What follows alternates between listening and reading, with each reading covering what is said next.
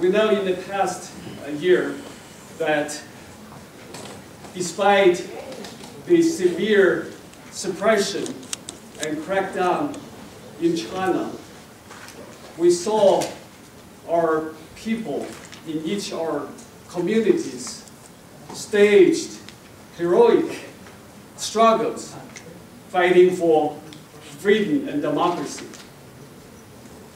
We see hope from these struggles. We got inspiration and courage from that. So the Chinese communist regimes, they look strong and powerful, but in fact, they're insecure, they're weak. Together, I think we can review our past, draw lessons from our struggle, and exchange views and formulate strategy, move forward to achieve democratic transition in our societies. With that, I invite representative from Congressman Chris Van Hollen's office, Ms. Alima Tolwar, please.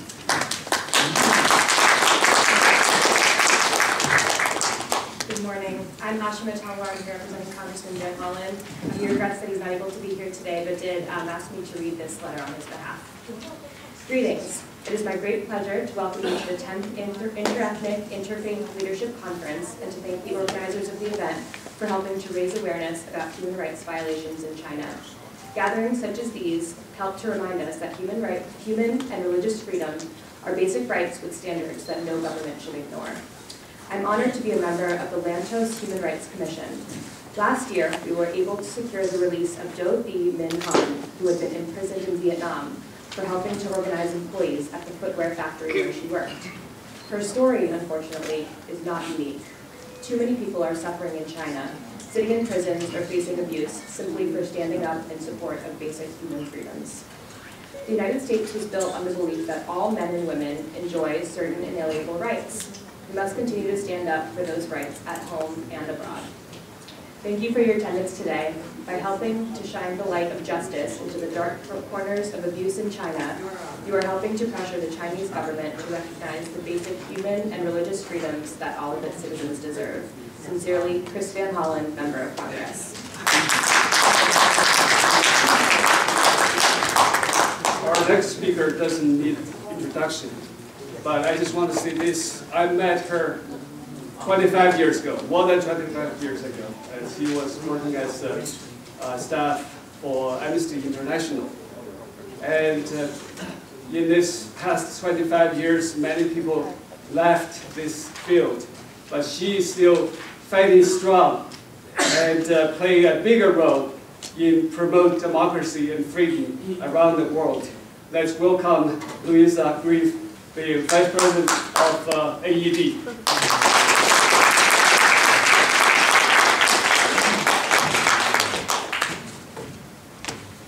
Thank you very much, Lian Chao. It's a great pleasure to see all of you here, ready to embark on a very intensive couple of days of interaction. The NED is indeed very proud to have supported this conference from the very beginning. We're a very large organization now. The Congress has very kindly trusted our work and now supports us with $135 million a year, which supports over 1,400 grants to Democrats, those struggling for democratic values, democratic processes and institutions around the world.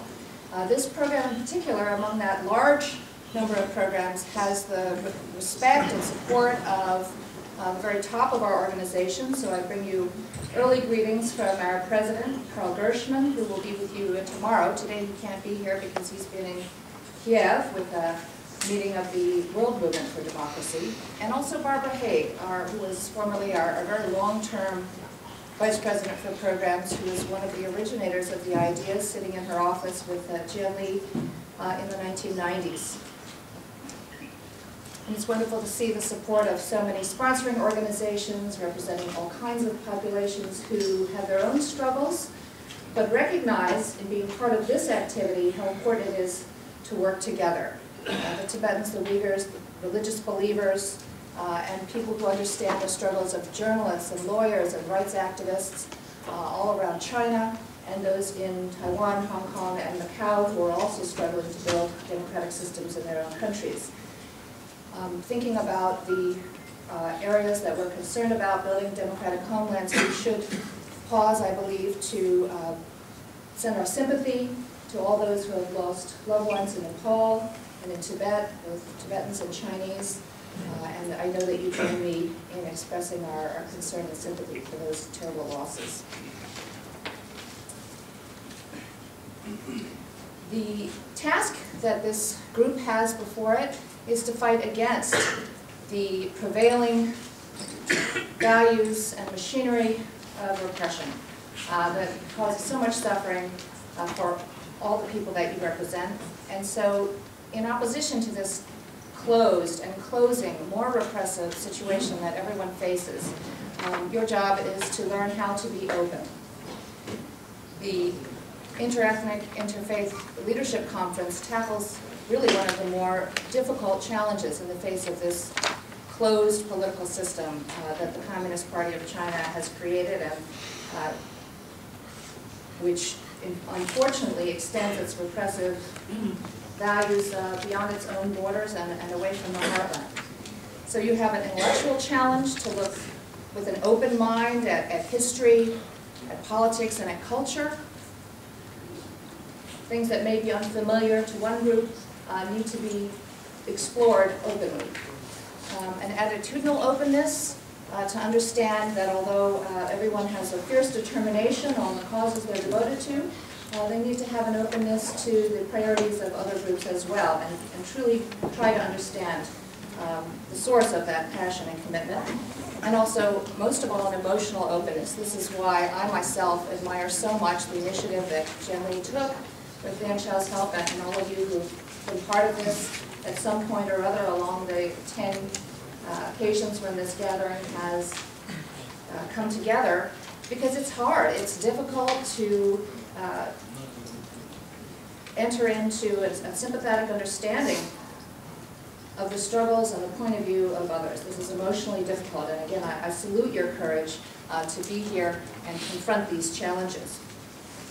The courage that Dan Chao mentioned, your persistence, and your passion are all very admirable. I truly salute you. And I know that your passion for justice, for accountability, for freedom of conscience, for peaceful settlement of conflict, and for democratic decision-making will carry you through. And so in this spirit of solidarity and of hope, I wish you the very best for this conference.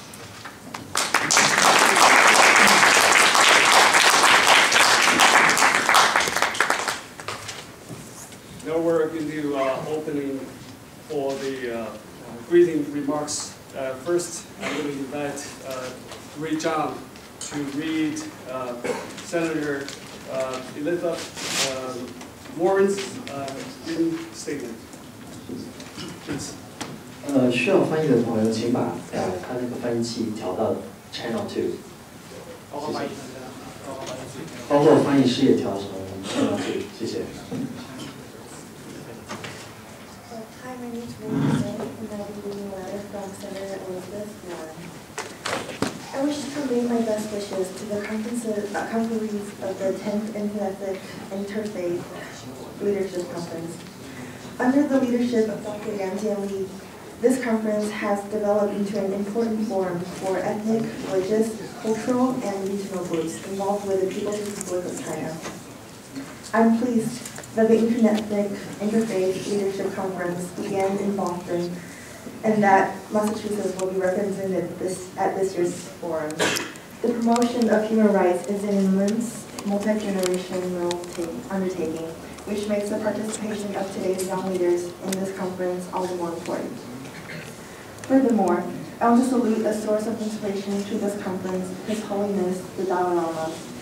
In the lecture he gave when he was awarded the Nobel Prize for Peace, His Holiness said, Responsibility does not only lie with the leaders of our countries or with those who have been appointed or elected to do a particular job. It lies with each one of us individually. Peace, for example, starts with each one of us. When we have inner peace, we can be at peace with those around us. When our community is in a state of peace, it can share that peace with neighboring communities. I commend the conferees for following His Holiness' example by maintaining a strong commitment to peace in their pursuit of freedom, democracy, and human rights.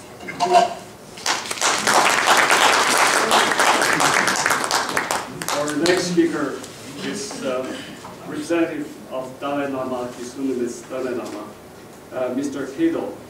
Mr. Kato is a representative based in Washington, D.C. He is instrumental. He's the right-hand man for His Holiness Dalai Lama. When he got here, the first thing he did is reach out to the Chinese community, sponsor lots of activities, get to know each other, and we work very closely with his office. Now let's welcome Mr. Kato.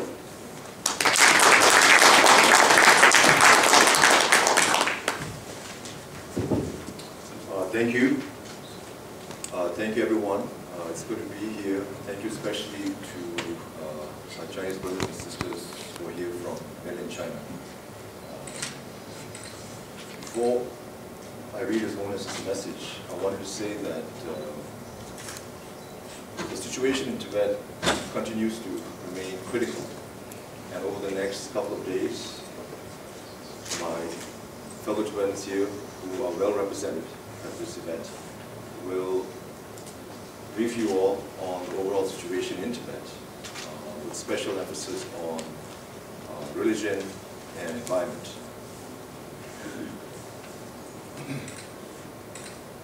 But even though the situation inside Tibet is very, very difficult right now, Tibetans continue to be very optimistic that we will arrive at a mutually beneficial solution with the Chinese government. And this optimism really springs from 5 things. Number one, the belief, the deep belief that truth is on our side, and at some point it will surface, regardless of the Chinese government's repeated attempt to, the most recent example being the Chinese white people in Tibet. And number 2 is the approach that the Tibetans have taken under the leadership of His Holiness the Dalai Lama, the non-violent approach, the approach that believes in dialogue. And I wanted to say that the current Tibetan leadership holds steadfast to these 2 principles, the principle of non-violence and the belief in resolving these issues through dialogue. Number 3 is really the resiliency of the Tibetan spirit. Even though the Chinese government has had this hardline policy in Tibet for over 50 years, but it's very clear that these policies have not worked. And in spite of their repeated attempts and through the force, through development policies, the Tibetan spirit has not been crushed, and they continue to speak up. And number 4 is really the belief that it's not a matter of if, but when change will come to China.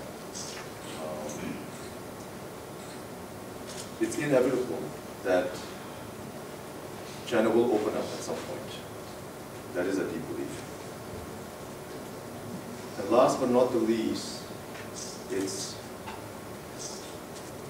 the Tibetans have something which no other communities in the world has, which is the leadership of His Holiness the Dalai Lama.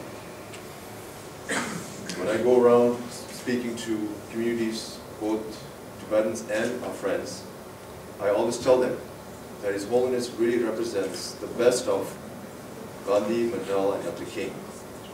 And we really need the help of people in this room to convey to the Chinese government and to authorities in China that during the lifetime of this current His Holiness the Dalai Lama, we really have the best chance to really resolve the Tibet issue and come to a mutually agreeable settlement. So over the next 2 days, as you all discuss various aspects of China, Tibet, Uyghur, and other communities, I hope that we can come out of this meeting with a commitment to work together and really help,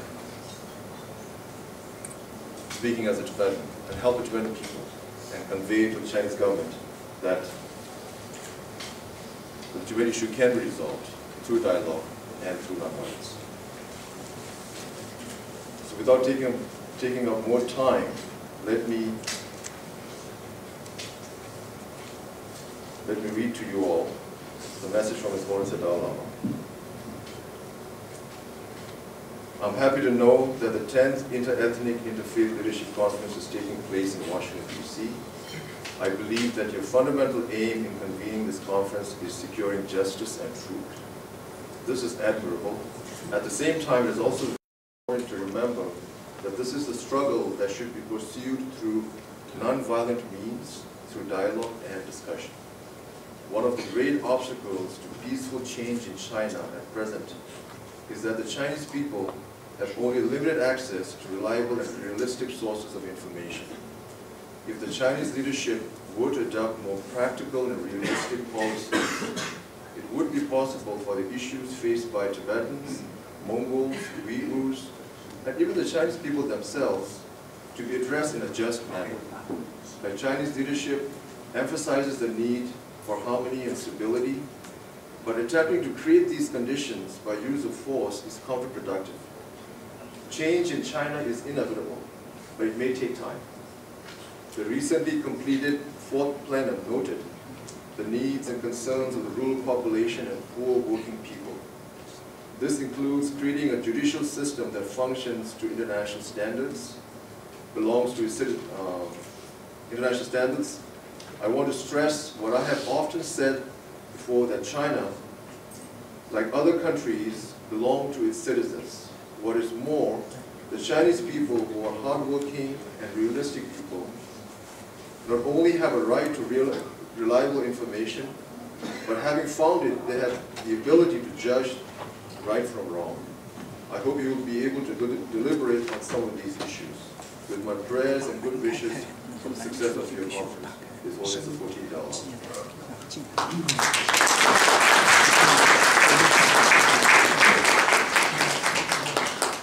Next, we have a message from Shichong Lobsangi. This led to all the participants in the 10th Interethnic and Interfaith Leadership Conference organized by my friend, Dr. Yang Jia Li. I have also participated in this conference before and got opportunities to meet with Han Chinese people and get to know their point of view and put across the Tibetan perspective on the issue of Tibet. And also I've met with other friends, Uyghurs, Mongolians from Taiwan and Hong Kong. So this leadership conference is one of the many organized by Initiatives for China, which is very helpful in bringing people together to a common ground, to a common understanding on some of the sensitive issues. In this conference, we have Tibetan participants who are well-versed on the issue of Tibet, very experienced and knowledgeable. I'm sure you all will appreciate their understanding and their wisdom and knowledge on the issue of Tibet. And then you have a better understanding on the issue of Tibet. As you know, the Chinese government published the 13th white paper on the issue of Tibet. The white paper is essentially trying to whitewash the tragic and painful reality in Tibet, but it is not going to happen because the political repression in Tibet, environmental destruction of Tibet, social discrimination of Tibetans, economic marginalization of Tibetans, and cultural assimilation of Tibetans are some of the issues that cannot be simply washed away. It has to be confronted, it has to be dealt, and you have to find a solution. And CTA proposed middle way as the solution. Middle way is the middle of present repression, which ought to end, and so that we will not seek separation from China, which is to give genuine autonomy for the Tibetan people as per Chinese laws. And also this year happens to be the 20th anniversary of Panchen Lama, the Gendin Chökyi Nyima, who has disappeared. This is a painful story that our Chinese friends ought to know and realize the mistake made by the Chinese government, which ought to be corrected. This and many other issues will be discussed in the conference. You will have better understanding of the issue of Tibet and many other issues confronting China presently, and I'm sure you all will make many friends among yourselves. And once again, I would like to congratulate Initiatives for China and Dr. Yang Jiali for organizing this conference, and wish all the participants a very productive and successful conference. Thank you. Tujiche.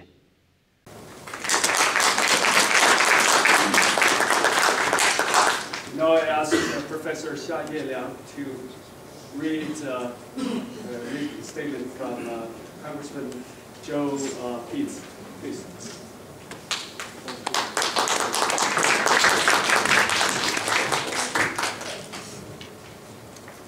Man is endowed by his Creator with a certain unalienable rights.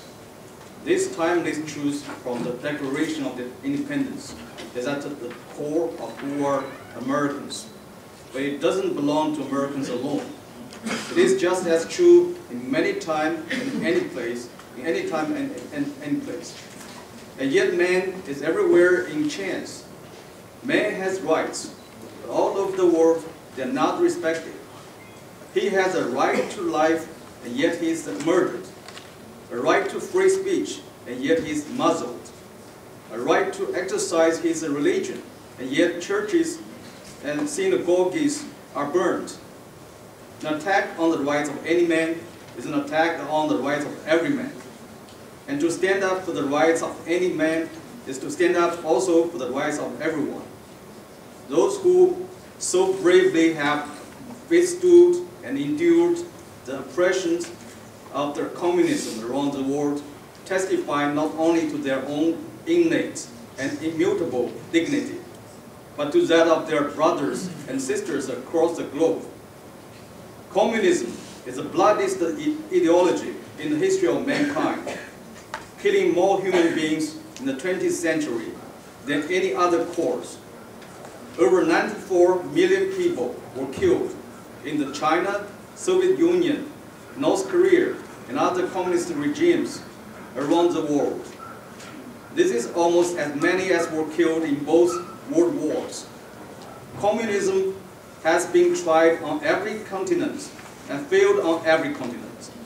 It is ostensibly intended to lift up the proletariat, those who are at the bottom, but no one has suffered more from communism. By trying to turn the earth into paradise, they have turned it into a purgatory unimaginable to previous centuries. It is easy and sometimes fashionable to flatter ourselves that in our time we do not enslave, we do not oppress, we do not commit genocide. But these things are happening in 2015. Communist China has for 3 decades inflicted a forced one-child policy on the Chinese people, including forcing abortions and sterilizations on unwilling Chinese women. Currently, 1 in 6 Chinese girls are killed in sex-selective abortions, over 1 million of which occur every year. As such, there are now 37 million more men than women living in China. Communist China has also committed violations of religious freedom. China is a regional party to the Universal Declaration of Human Rights, which upholds rights to freedom of thought, conscience, and religion, as well as the freedom to practice one's religion in community. But in China, religious groups not registered with government-approved religious associations are repressed. It is estimated that 250,000 people are currently imprisoned in the Laogai Yin, many of them religious minorities. Over 100,000 Falun Gong have been sent to re-education camps in just the past 15 years. As co-chairman of the Tom Lantos Human Rights Commission, I greet all of the attendees at this conference, which seeks to advance mutual understanding, respect, and cooperation among the diverse ethnic, religious, cultural, and regional groups directly involved with the People's Republic of China and explore universal values and common ground supporting a united front to advance democracy and human rights for all. These are admirable goals. I urge you all to speak the truth about what is taking place in China, and to keep working and to keep working until the rights and dignity of every human being are upheld. Thank you.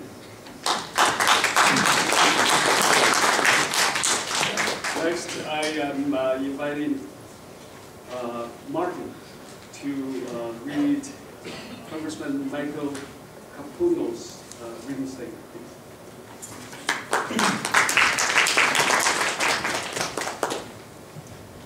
Dear friends, I regret that I cannot be with you in person today, as I am in spirit. I have known Dr. Yang Jianli and his courageous wife, Christina Fu, for many years, indeed from the time he was held as a prisoner of conscience in China. I support the goals of this conference to advance mutual understanding, respect, and cooperation among diverse ethnic, religious, and cultural groups seeking a better China. Our world is too bitterly divided along such lines, and too many leaders, or would-be leaders, preach tragically divisive notions of community. The Dalai Lama, who honors you with his greetings, is a luminous symbol of our shared humanity. China is not the only nation where identity politics undermines a sense of the common good. Democratic politics rests upon the recognition of others as fellow human beings, capable of mutual sympathy, able to cooperate, compromise, and disagree with respect. Yours sincerely, with every good wish for the success of your venture, Michael E. Capuano.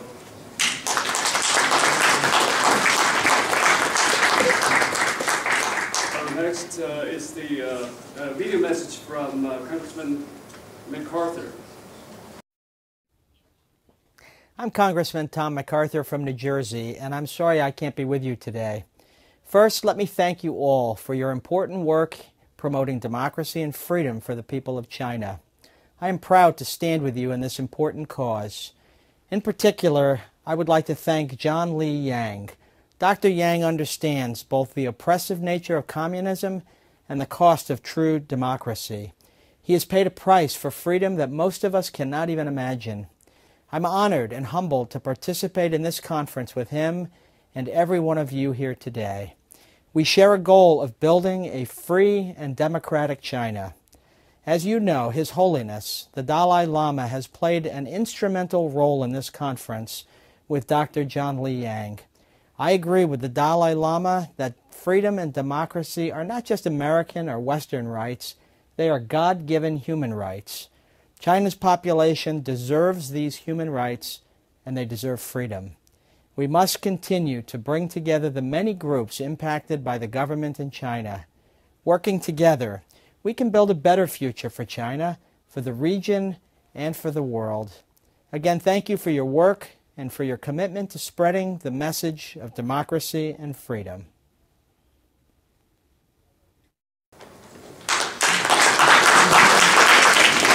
Next, I'm going to ask Wang Xili to read a message from Ms.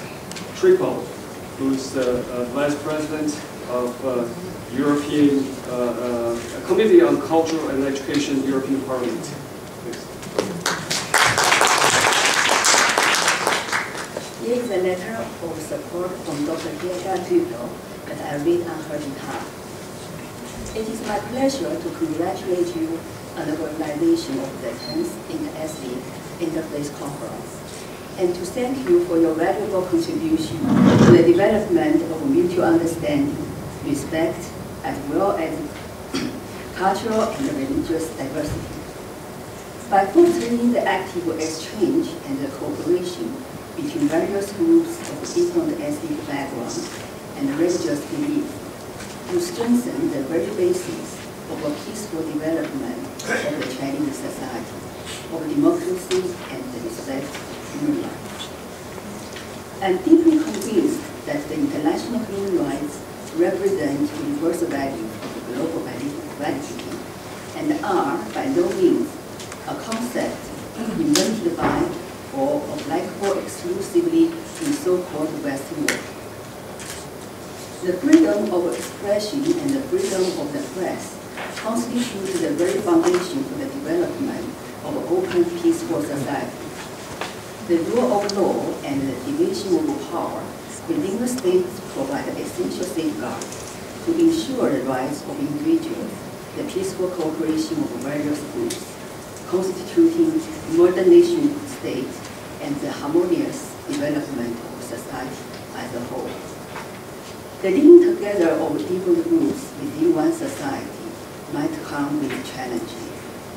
Groups might articulate different interests, unlike values, and sometimes conflicting demands. But such challenges can be solved and the obstacles surmounted. The European Union has made it its leading slogan to enable various society groups to live united in diversity. A principle that I share, as it is my belief that differences in culture, language, religion, or ethnicity should be seen as a cultural heritage of incredible value and as an essential capital for our future. China is a country with a long history being a leading power, and today it is once again one of the world's most influential nations. I wish that its leaders would find the strength to fully engage in a process of true democratic transformation. This would be not only in the best interest of its citizens, but would also be a crucial contribution to the development of democracy worldwide. But for that, the respect of the universal human rights is of crucial importance. Thank you. Our next video message from Mr. Dr. Kodner, a member of the Canadian Parliament. I'm delighted to bring wishes for every success to the 10th Annual Interethnic Interfaith Leadership Conference, founded by Initiatives for China, Citizen Power for China, under the inspired leadership of my good friend and colleague, Dr. Jian Li, with the guidance of His Holiness the Dalai Lama, an honorary citizen of our own country, Canada, and with the support of the National Endowment for Democracy and its exemplary president, also a good friend and colleague of us here, Karl Gershman. I regret that I cannot be with you, as your conference will once again promote and advance mutual understanding, cooperation, and respect amongst the diverse ethnic and faith communities in China, as it promotes universal values and shared solidarity in the struggle for democracy and human rights. As well, I particularly regret not being able to be at this conference, as one of your organizing themes is the global Sergei Magnitsky justice movement.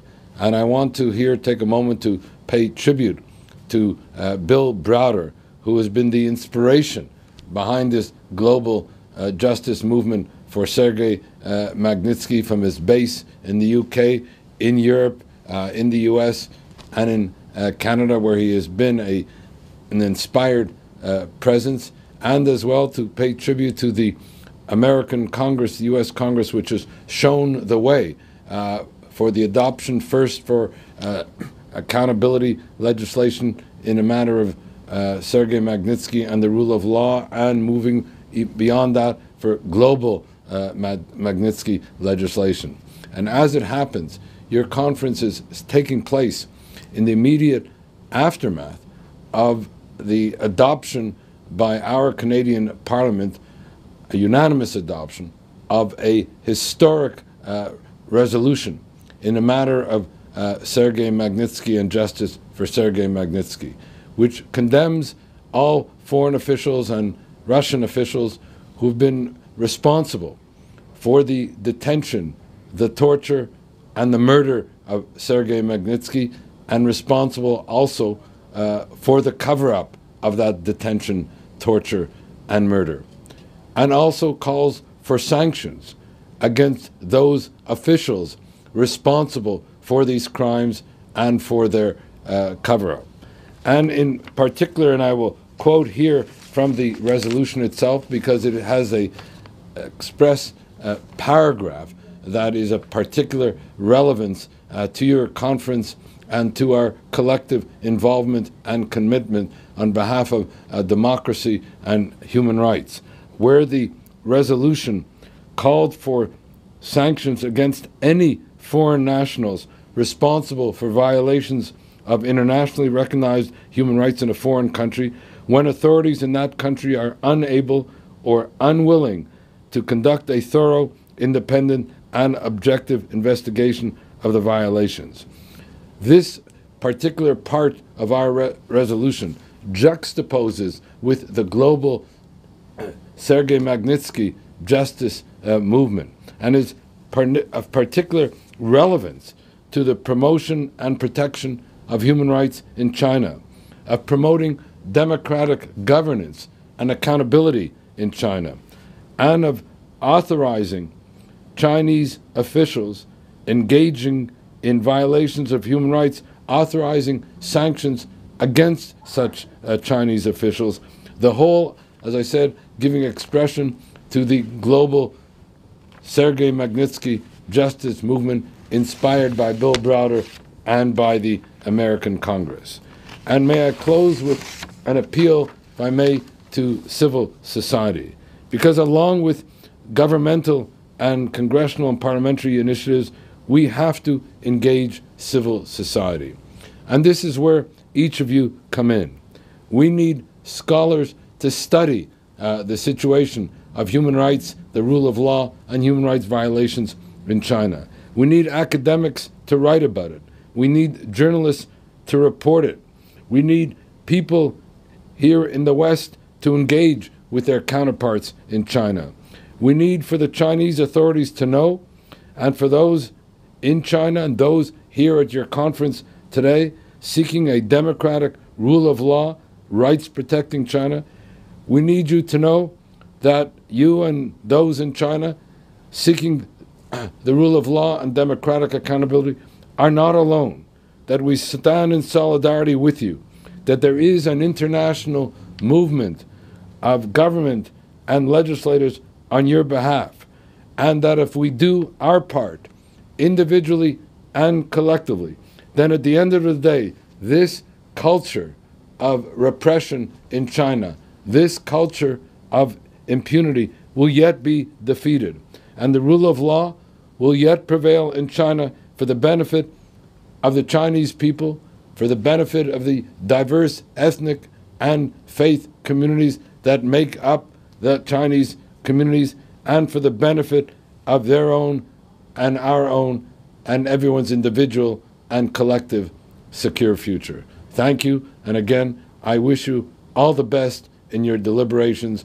Again, I regret my not being able to be with you. I am sure that your conference will be an inspired moment for our common struggle for democracy, human rights, and human dignity for all. Thank you.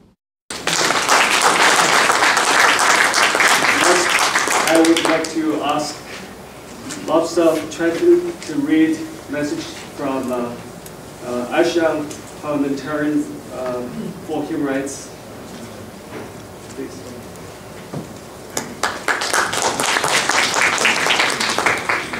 Good morning, everyone. I'm Rasul Satin. I'm one of the Tibetan delegates from Dharamsala, India. I'll be reading the written statement of one of the board members of ASEAN Parliamentarian for Human Rights. Dear participant, as a member of Cambodian Parliament and fellow defender of human rights, I write to commend the organizer and participant of the 10th Interethnic Interfaith Leadership Conference for a steadfast commitment to furthering democracy and human rights through principled nonviolent action.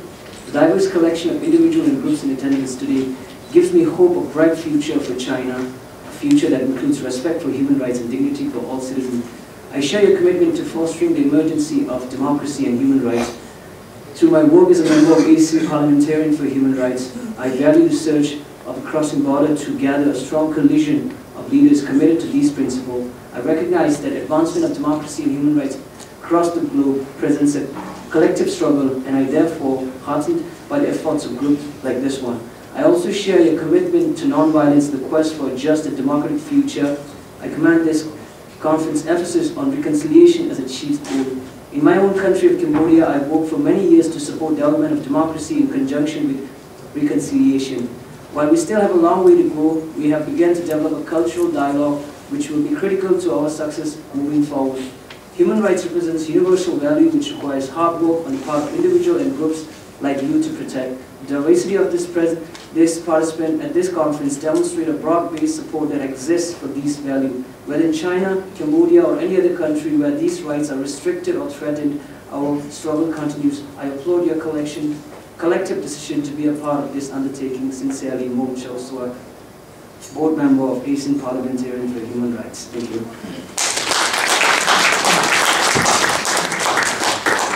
Our next speaker is Dr. Lee Edwards. Dr. Edwards has done great work to expose the atrocities of the communist regimes around the world.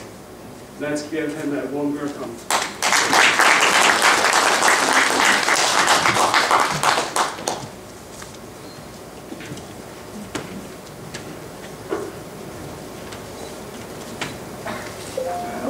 Good morning, ladies and gentlemen. Even how?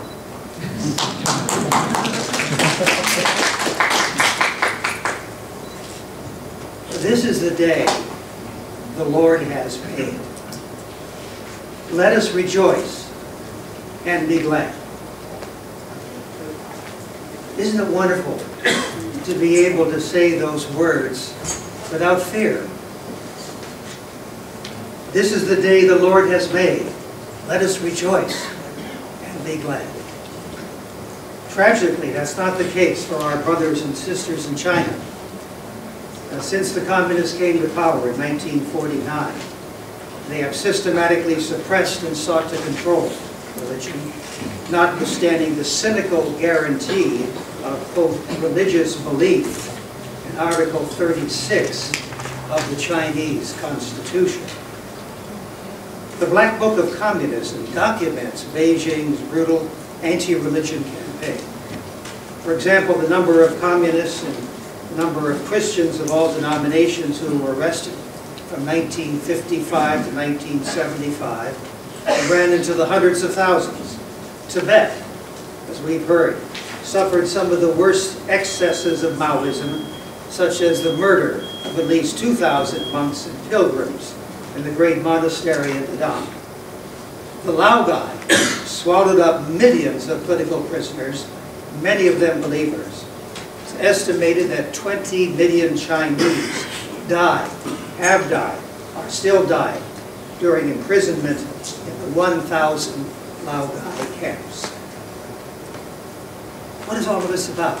Well, the goal of the Laogai and the 100 Flowers movement and the Great Leap Forward and the Great Cultural Revolution was to transform China and Chinese into what? Into a new man. Well, that called for strict adherence to four things: Marxism, Leninism, faith, Maoism, and socialism, the Communist Party, of course, and the so-called democratic dictatorship of the people. The objective was to submerge the individual into a mass body subservient to the party. But you and I know that total suppression of the individual is not possible, no matter how hard the communists try. You and I know that there's an intrinsic link between man and God which cannot be erased. You and I know it's not our fate, but communism that has failed everywhere it has been tried. You and I know one thing, that the communists cannot abide, and we've heard mention of that already this morning, they cannot abide the truth, for the truth will make you free. Amen.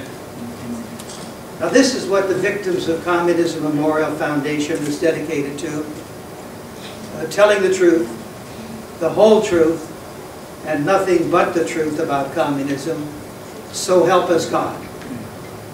We are certain, my friends, we are certain, because of our faith, that China will be free one day.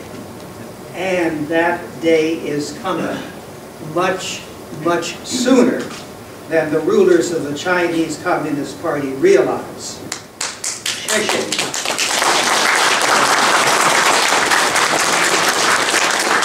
Our next speaker is Mr. Gladwell, who is the Executive Director of Foreign 2000, which was founded by President Havel. They played a very important role in our fight for human rights. Every year they bring many, many leaders of activism, human rights activists, to the world stage, give them voice. So let's welcome Mr.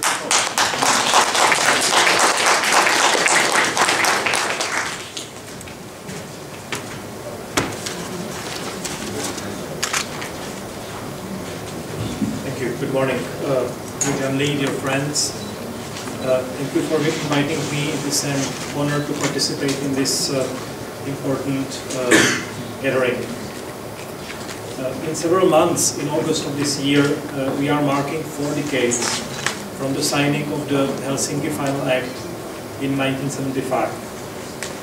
As you may know, or you probably know, in the third basket of this agreement, signed by 33 European countries, plus United States and Canada, the communist countries committed themselves to a set of provisions dealing with human rights. They never intended to honor these commitments, and they only considered them a small nuisance in comparison with the larger goal of the agreement, which was to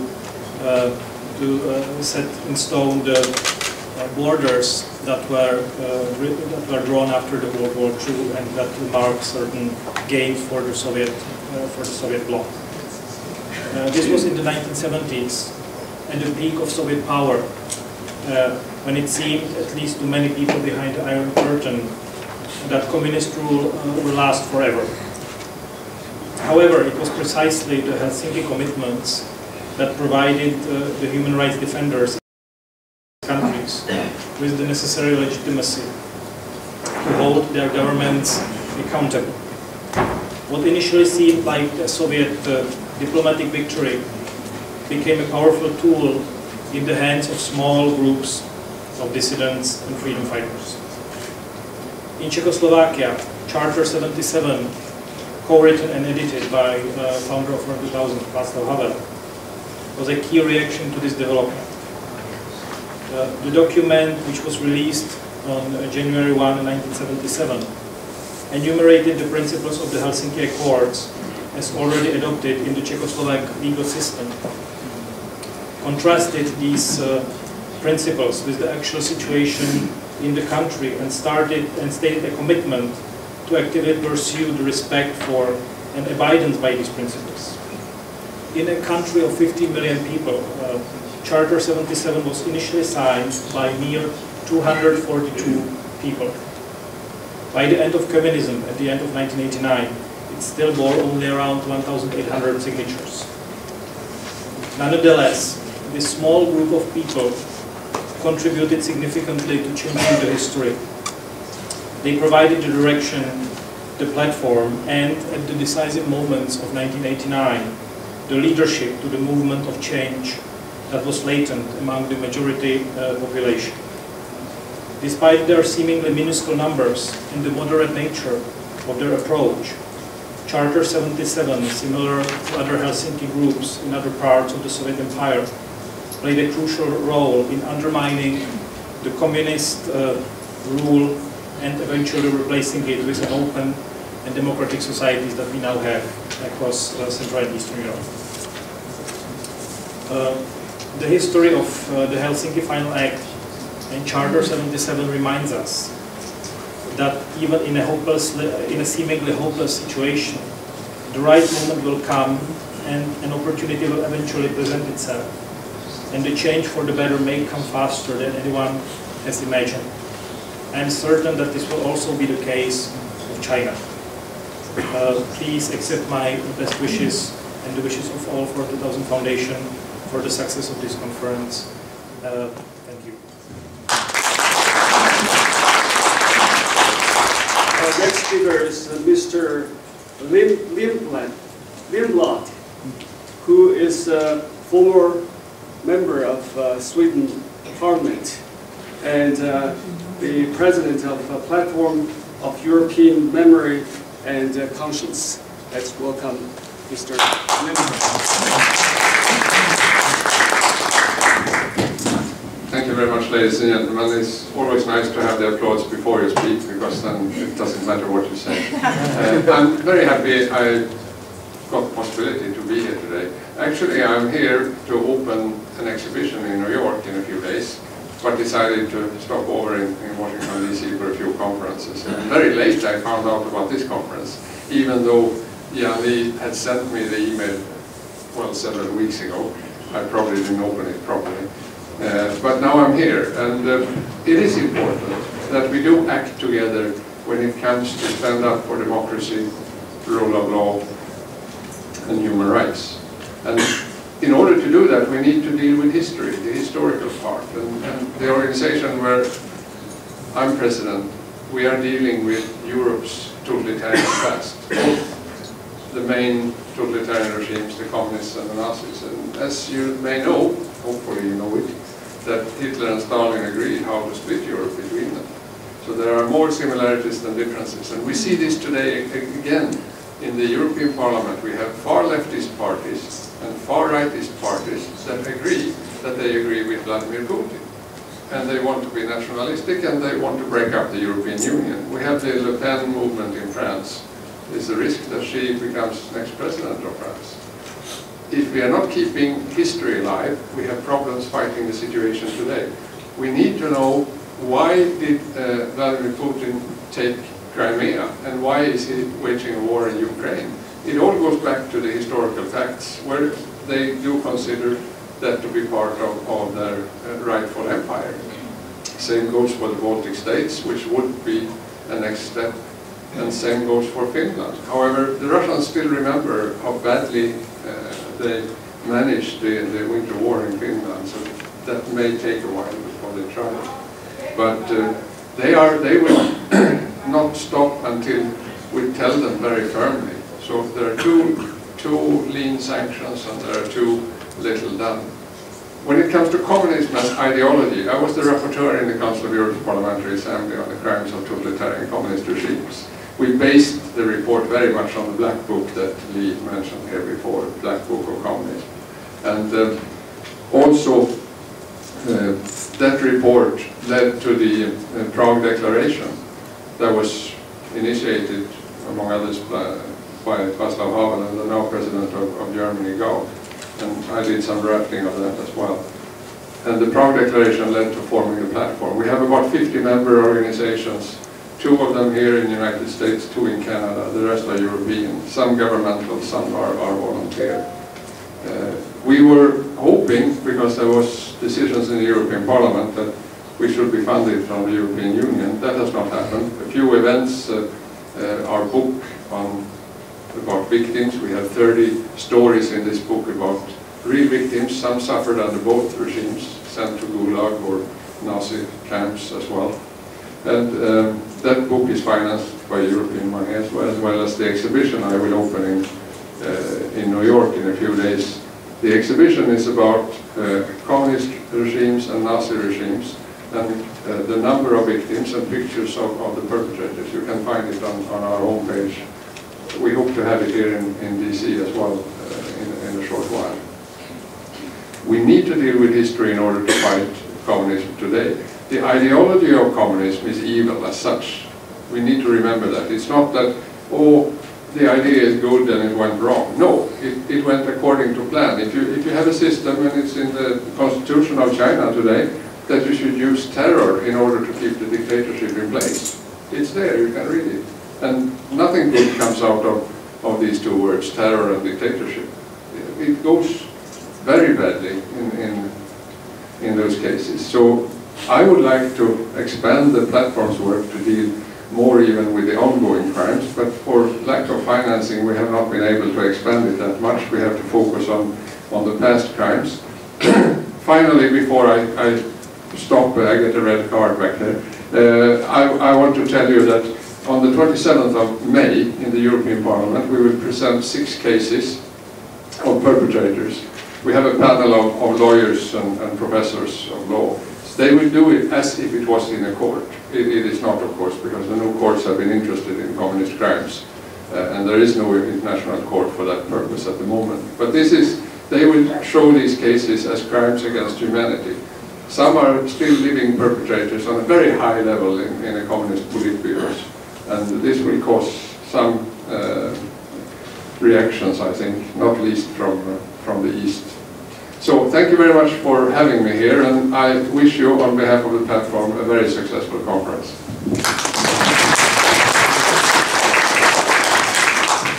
Our next speaker is Mr. Steve Proshaw, who is the key player in the human rights, or fighting for human rights and democracy.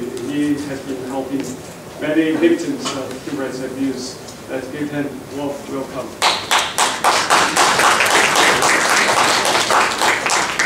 Thank you very much indeed. I'm very pleased to be here today. I guess I'm here wearing 2 hats. I welcome the extraordinary power of this conference and its focus on non-violence, which is a theme of great importance to me. I've seen extraordinary things achieved, the kind of things that Jakob Kleppau was describing earlier, has achieved so many extraordinary things, and often I think it's important to remember that important bedrock of what can move us forward.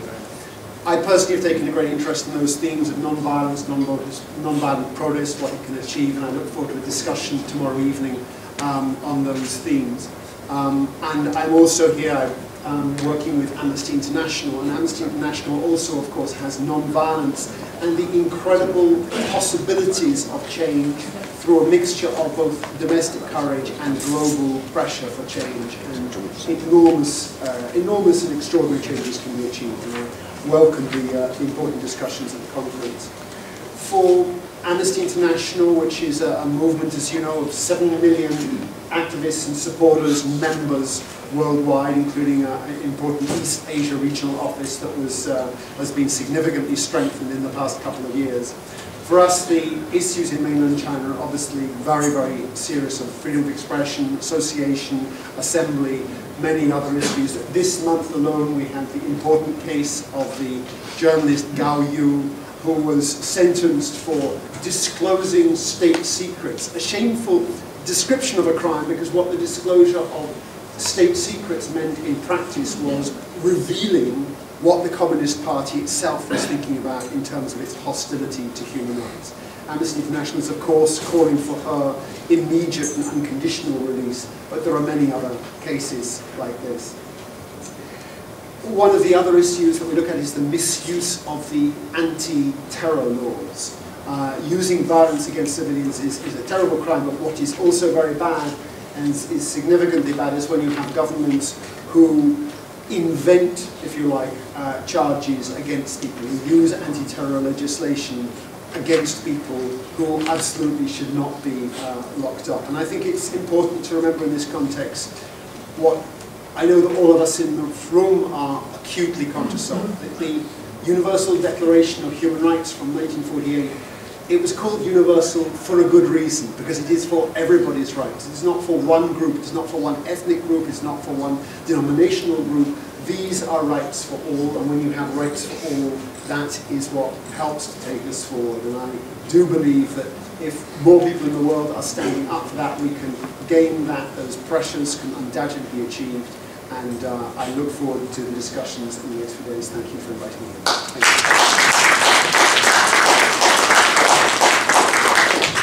Our last speaker for this segment is blind Cuban human rights leader, Mr. Neva. Not yet. Oh, okay. Has not arrived yet. All right, let's just move on to our next segment, which is opening remarks from our call hosts. First, I'm going to ask Mr. Duncan Issa to speak. I think everyone knows Duncan. He is a Uyghur leader. He has done so much for the Uyghurs, human rights, and he worked very, very closely with us for so many years. So welcome. Thank you. Assalamu alaikum, hanımefendi. Good morning, ladies and gentlemen. Taş dilek.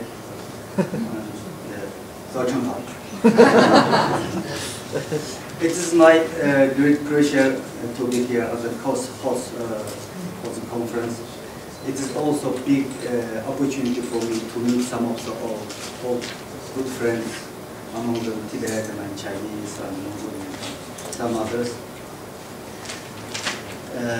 This is the 10th of Interfaith Interethnic International Conference by host Yang Jali. But it's my first attendance for this conference. I wanted to attend the previous conference, but I was not able to attend because of the Chinese pressure, Chinese intervention. I cannot travel out of country. Even I cannot enter US until 2012. So after a lot of work, I would like to express my gratitude once again in use of this opportunity, Madam Vice President Luisa Guerrero and Hans and my friends Nuri Turkel, lawyer, and Rushan Abbas. They really did a lot of job, a lot of campaign, more than 6 years, and finally 2012 I got visa, the US visa, and entered to the US. So it's not my personal issue, I think. It is a win of the democracy, it is a win of the rule of law against the CCP, against the dictator regime. This is my understanding. Thank you once again, Lisa.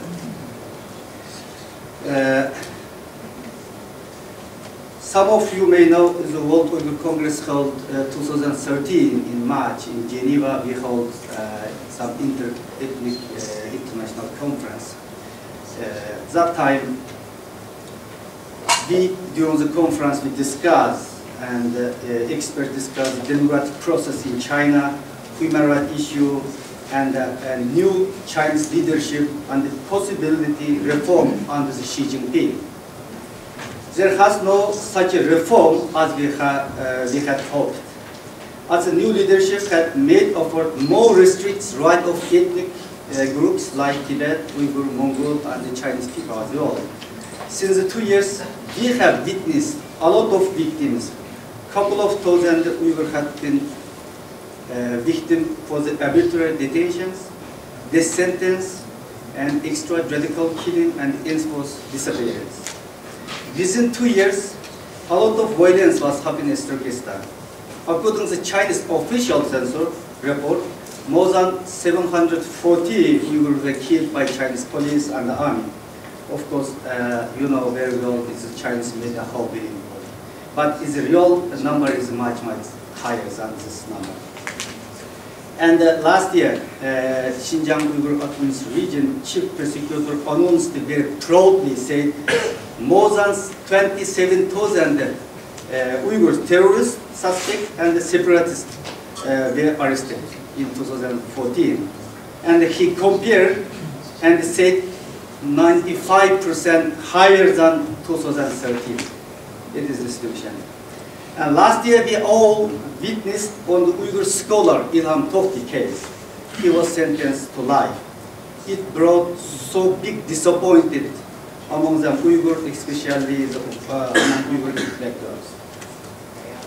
And the concerning counter-terrorism and anti-extremism law targeting Uyghurs has been passed this year. This law very clearly violates many aspects of international human rights law, and we are worried Chinese government uses this law against the Uyghurs democratic movement. And also more repress-free expression, assembly, association, as well as religious freedom.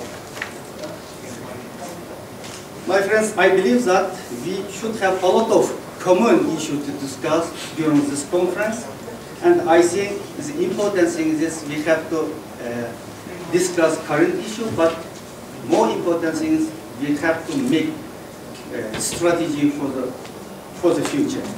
And the most important things, I think, not only make the strategy, we have to make a plan how we can implement this strategy.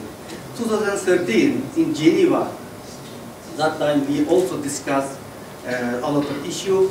Even we established one group among them Tibetan, Uyghur, Mongol, and Democratic Chinese movement. Actually, this group didn't not very good job until now.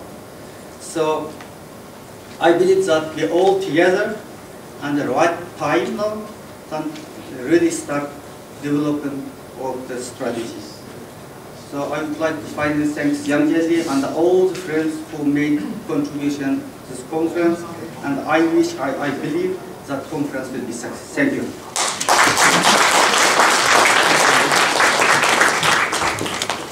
Our next speaker is Mr.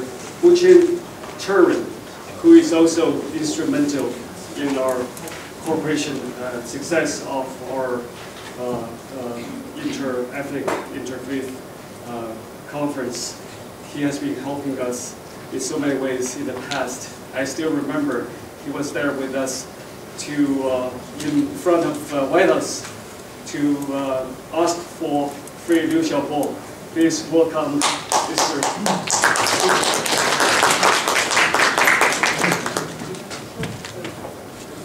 Good morning.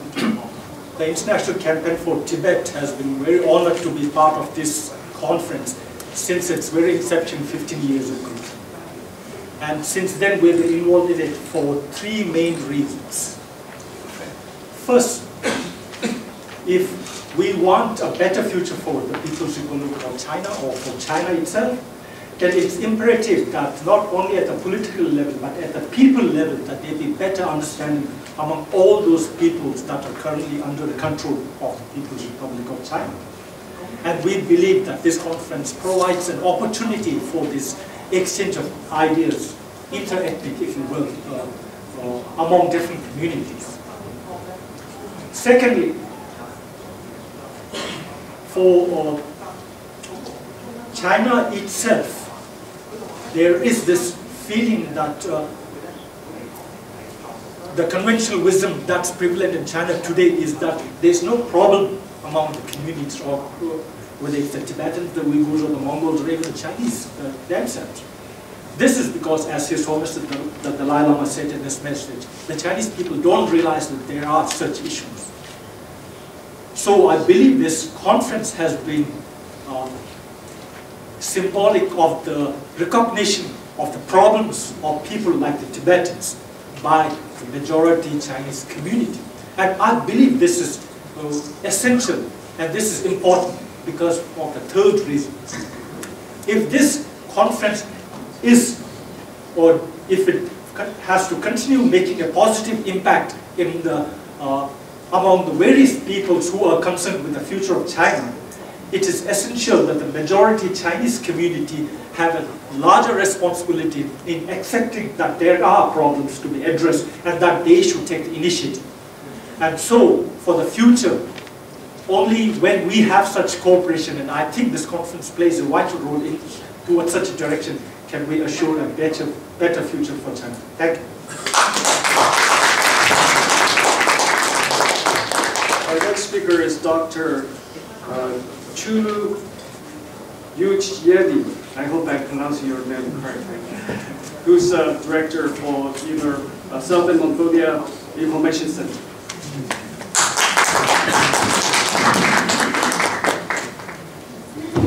Good morning, ladies and gentlemen. On behalf of Mongolian delegation and our organization, Southern Mongolian Human Rights Information Center, I would like to welcome you all to this 10th Interethnic Interfaith Leadership Conference. It is our privilege to meet you all today and get to know you more next several days. And as stated in conference overview, this conference aim is to explore universal value and common ground supporting united front to advance democracy and human rights for all. I believe that it is important for us to come here today to meet each other, and it is beneficial for all of us to discuss our common concern regarding our people and our homeland. For example, basic human rights and environmental religious issue is daring in our homeland. And multinational big corporation, actually money-hungry multinational big corporation with Chinese government support, they simply ignore our people's concern and livelihood. They are ever increasingly destroying our environment, polluting our air, and causing tremendous suffering for our people. Through this discussion and lecture, we can have mutual understanding of these matters faced by all of us and build strong coalition between us, and I am looking forward to listen and learn from your speech and lectures. And lastly, I would like to express our heartfelt thank you to Mr. Yang Jili and meeting organizers and sponsors, and organizing this conference and inviting us to join this meeting. And I wish everyone enjoy the meeting, learn something from each other, and get to know each other's cultures and faiths next several days. Thank you all.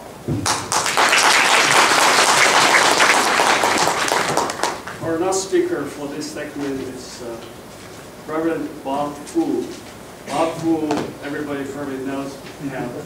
He is our longtime collaborator who has done so much for religion freedom, provide much needed support and help to millions of Christians in China.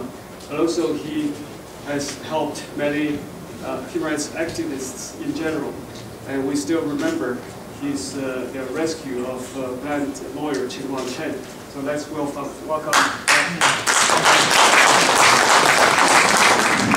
Thank you. Good morning, brothers and sisters and friends, and all Louisa and Lee and all these friends from different countries. I really am very thankful and very, very glad to be here with everyone, and we are so glad that we can be part of the conference. It's not an easy actually path for us to come together, and I still remember maybe I think about back to 10 years ago, Louisa had encouraged us to why not to be together, and it was we all for freedom. But I think before we seek freedom, we need to have the solidarity, we need to have unity. I think before we reach that, we need to have a good dialogue and understanding together.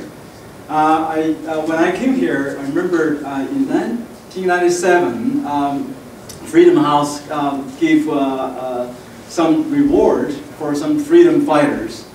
Honestly, when I was at Washington, D.C., standing at the same platform with some Uyghurs, with some Tibetans, and I have really to admit, I was very fearful. I was fearful not only for my family back to China, but also, fearful of repercussions and fearful what kind of image, you want to you will send to those who belongs to the same ethnicity, to the same faith, and because we are different, I'm Han Chinese, I'm Christian, and I'm from the Central Province, and so sometimes the regime really wants to create that kind of fear. And as the scripture said, the only thing that can overcome fear is love, right? And in love, we will overcome fear. So I hope, in this conference, we can at least, try to understand each other and to have a sit down, to shake hands, to maybe, really even encourage each other. And I do feel, this conference will accomplish that purpose. For that, I really applaud Dr. Yang Jianli. And we together last year launched the China 18. Within the China, the 18 most prominent prisoner consciences. There is, the Christians, there is the Catholics, there is Tibetan prisoners, there is the Uyghur Muslims, there is Falun Gong practitioners who are all belong to this prisoner of conscience. And why should we, fear of each other before, the regime will accomplish its purpose? So let's really stand together in unity and solidarity to send a unified signal to the regime that your plan will not be successful. And I especially want to welcome and applaud those of our brothers and sisters or fellow countrymen who are flying from mainland China.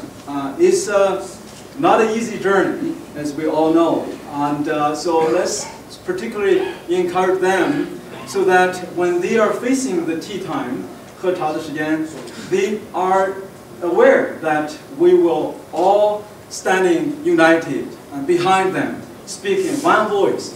So when we know that they are in danger, we can send that signal that they will not be forgotten. They will not be forgotten. They will not be forgotten. Thank you.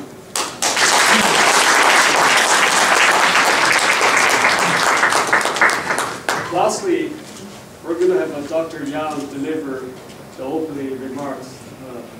But before you do that, let me just say a few words about Yang Jianli. I've known him for more than 2 decades, but in the past few years we worked very closely on many issues. He is not a perfect person, but he is the best leader we have. And he's very patient. He's a people person. He's getting along with anyone. And he's very friendly with everybody. I never heard him badmouth anybody in this circle. We know how this community often have an inside fighting, but he never get involved in that. But most importantly, I think, I compared Yang Jianli last time when I talked to a potential supporter. I said Jianli is the best stock you can get. It's not performance stock like Apple and Amazon. It's also a growth stock. And I think the best quality I can see is his unwavering conviction to non-violent struggle, orderly, peaceful transition struggle to democracy. Let's give Yang Jianli a warm welcome.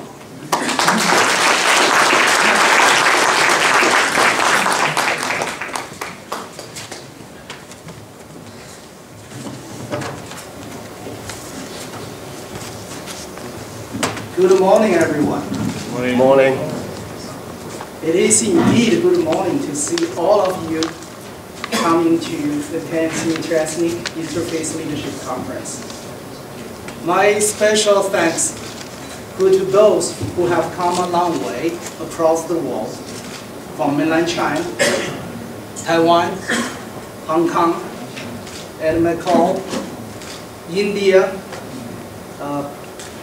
Europe, and Cuba. Indeed, we have all traveled a long and difficult journey to come here.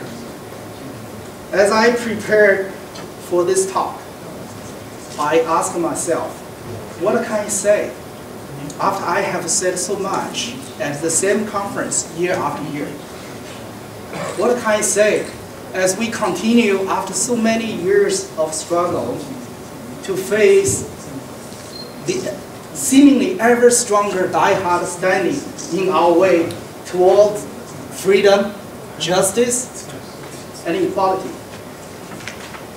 With these questions tumbled in my head, in my mind, I felt I had to go back in my memory to the time when this was just a dream, and everyone accepted as just a dream, that of bring people together to struggle for a better future for all. Those of us from different ethnicities, different faiths, and different regions directly involved with China. We can all remember the tensions, hostilities, and resentment that had divided us were like open wounds on the body of our common dream. The Chinese Communist regime's strategy, divide and conquer strategy, created the conflict among us. This regime had maintained its orange rule largely on the basis of its ability to splinter those of us who were struggling for a better and more democratic future. We represent different groups. We represent groups of different regions and ethnicities with different histories, cultures, religions, and languages. We may not share blood, but we do share the air that keeps us alive. And more importantly, we do share spiritual air that not only keeps us alive, but also nourishes us, and preserves human dignity for us as human beings. But the air has long been overshadowed and polluted by the Chinese regime. Each and every one of us have felt our humanity denied or compromised by the mere existence of this regime. We have been victimized by this same evil force. Tibetans, Uyghurs, Mongolians, and Han Chinese, Christians, Falun Gong practitioners, and Muslims all have suffered. And all are still suffering at the hands of this cruel regime. The people of Taiwan, Hong Kong, and Macau are suffering also from the political, economic, and even military intimidation radiating out from Beijing, whose very existence depends on the need to restrict, control, and wherever possible to destroy the freedom of those its power can touch. We realized we must come together. We must heal the wounds on the body of our common dream. Only by doing so will we march strongly toward the horizon where the dawn of freedom, truth, justice, equality, and peace for us all will one day break. We came together not long after Tiananmen Square massacre. We come together with sincerity, wisdom, and most of all, with determination. we came together aiming to explore universal values and the common ground, supporting a united front to advance democracy and human rights for all. Up to this date, we have together walked a long and difficult road. In the past conferences and our work in between, we have committed to maintaining close communication, exercising tolerance and forgiveness toward each other, eliminating hatred, resentment, and misunderstanding, pursuing truth, accomplishing reconciliation and trust, and loving one another.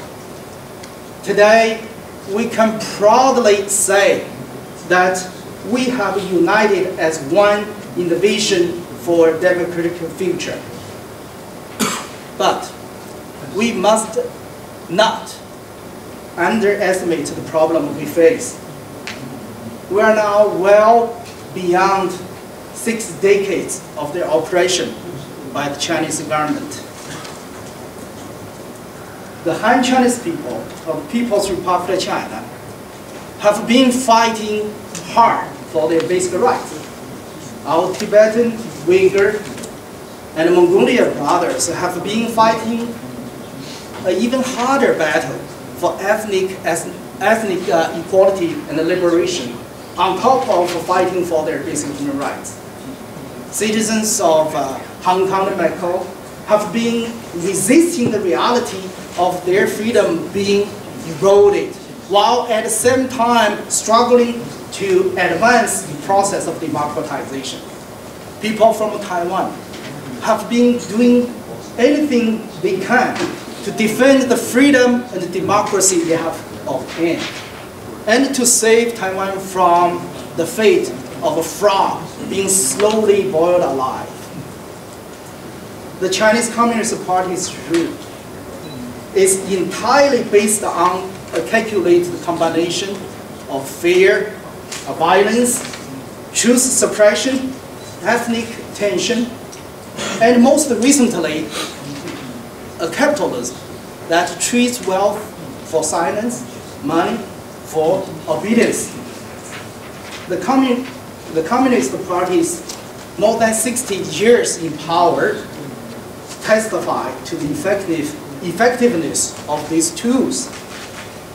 Its recent emerge on the world stage, appeased, unfortunately, by major democracies, has brought a tightening of the repressive political structure with an increase in political prisoners, ruthless crackdown on ethnic and religious minorities, intensified censorship, and the most recent trend toward what can only be described as thought control. We should at the same time be aware of the fragility of our fragile coalition, particularly given our past, in which our divisiveness, apathy, fear, and hatred have played into the hands of the Chinese government and helped to feed the status quo. At this assembly, my dear brothers and sisters, I want to remind each of us the journey we have proudly traveled together. I want to refresh every one of us with the pledges we have sincerely made to each other, and to recommit ourselves to the principles we have arduously established. Let's resolve once again on brotherhood as uniting and guiding principle for our work together. In light of the difficulty and the powerful evil facing us, we have no choice but to fight back equally strongly with our more strengthened and fortified unity. I cannot say it better. than the English author J.K. Rowling. Quote, I said to you all and once again, we are only as strong as we are united, as weak as we are divided. Evil has a gift for spreading discord and enmity. We can fight it only by showing an equally strong bond of friendship and trust. Differences of habit and language are nothing at all if our aims are identical and our hearts are open. End quote. To be sure, the tyrant of the world hate enlightened unity. They fear it. It is China dictators' greatest fear, because they see in our unity the seeds of their future demise.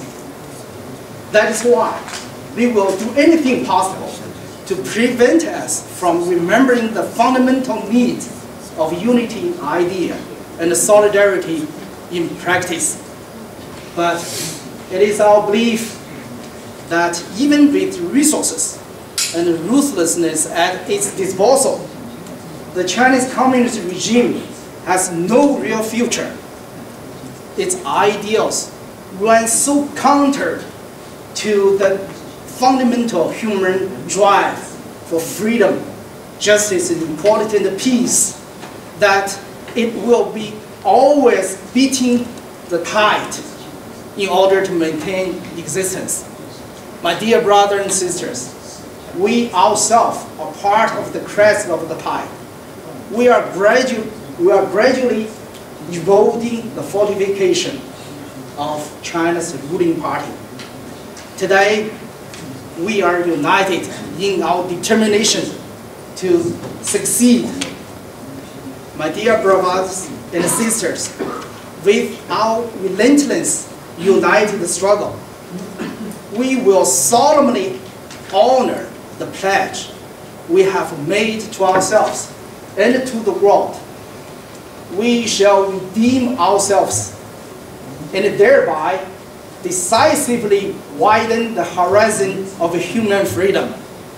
And ours will be remembered as one of the greatest moral struggles of the 21st century. Thank you. Thank you very much.